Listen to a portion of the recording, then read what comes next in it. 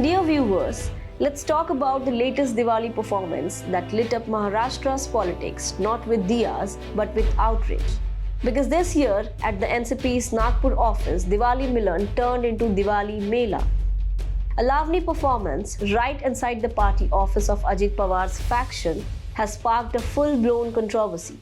A woman named Khatija Shaikh, herself a party worker and Lavani artist, danced to the famous Marathi song Vazle Ki Bara, right where political strategy meetings usually happen. The stage, the same office inaugurated by Ajit Pawar barely 2 months ago. The audience, NCP workers and leaders, and the reaction, a political earthquake. The video went viral faster than Diwali sweets disappear at an office party. Critics called it vulgar, disrespectful, and unbecoming of a political party claiming to represent Maharashtra's sanskari image. And when that video hit social media, Maharashtra split into two camps. Those calling it cultural expression and those calling it shameless exhibition. But let's be clear, this isn't just about one dance, one song, or one woman. It's about a deeper rot. Hello, I'm Khatija and you're watching Lokmat Times. In this video, I'm going to tell you how Maharashtra's folk culture, once a symbol of grace and power, is being stripped of its dignity by politicians who see everything as a crowd-pulling gimmick. But before we start, you know the drill. Please do subscribe to Lokmat Times and press the bell icon so that you never miss an update. So as we discussed in the intro, the NCP Diwali events was slammed by critics over the video of women dancing in front of men. The party line was simple. It was a Diwali Milan meant to celebrate diversity and felicitate social workers. Fair enough.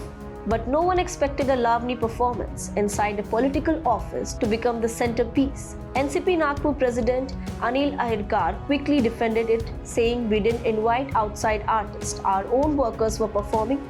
But here's the thing, this wasn't some private family event, this was a political function held inside a party office with photo of Ajit Pawar staring down from the walls. And just like that, a cultural dance meant to celebrate art and expression became ammunition for political mudslinging. Supriya Sule was the first to pounce. Her reaction cut deep. It's unfortunate and painful. The party Sharad Pawar built with hard work was it taken away for this. That one line summed up the embarrassment for Ajit Pawar's faction.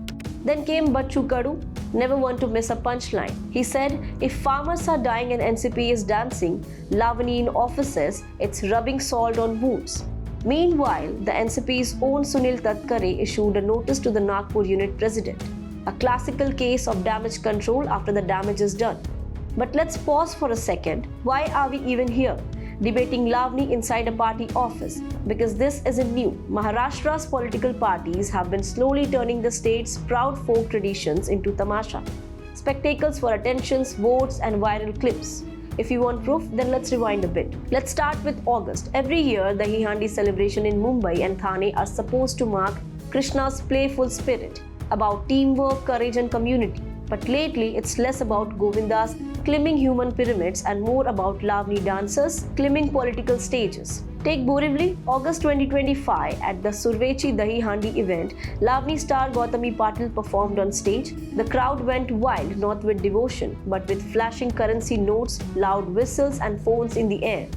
What was supposed to be a religious event looked like a nightclub with saffron flags. A year earlier, the BJP Yuva Morcha organized their own Dahi Handi in Borivali. Same story, same crowd, same dancers, Gautami and Radha Patil. Even MNS joined the race, bringing Lavani acts to Magathane and Thane, because apparently no one wants to talk about policy or employment when they can show entertainment.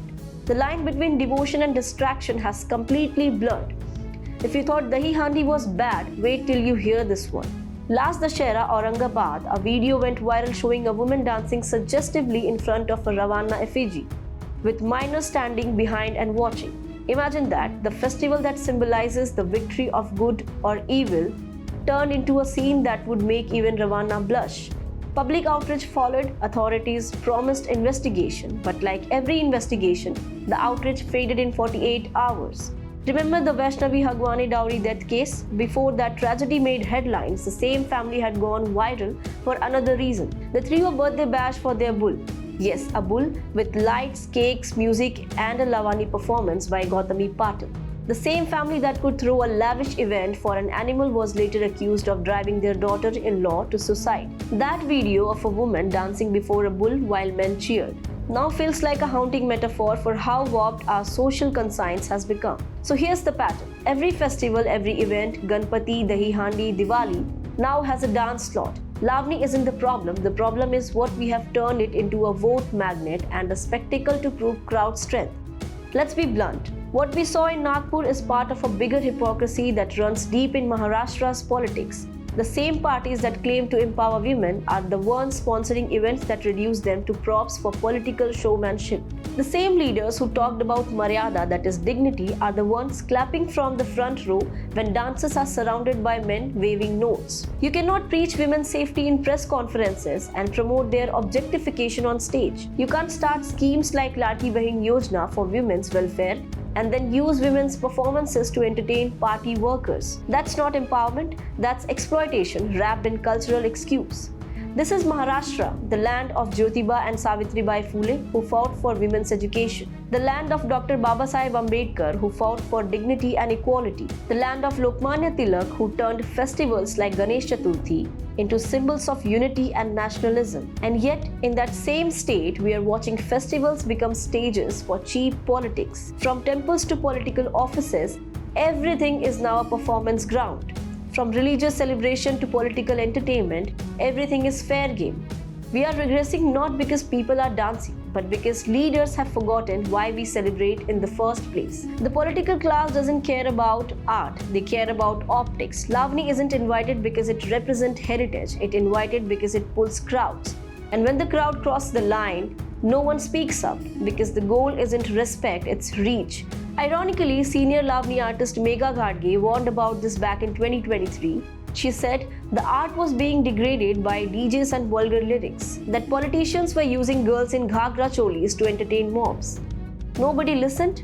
What does that say about us? You can't just blame one party. Every major political outfit, BJP, NCP, Shiv Sena, MNS, has turned public festivals into election warm-ups. They compete not on ideology but on who can organize the loudest, flashiest event.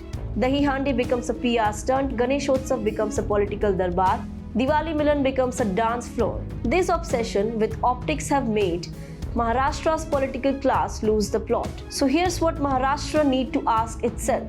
Have our leaders forgotten the difference between celebrating culture and exploiting it? How did a progressive state that once gave India its reformers become a stage for moral regression? So why do political parties claim to empower women and then make them dance for male applause? The Lavani at NCP's Nagpur office isn't an isolated embarrassment, it's a symptom of a political class that has lost its cultural compass. Because when politics start using art to distract people instead of elevate them, when parties forget the line between performance and propaganda, you know you have lost the moral ground. Maharashtra deserves better. Better leaders, better politics, and better respect for its own traditions. So that's it. Now let us know your views in the comments below and don't forget to subscribe to Lokmat Times.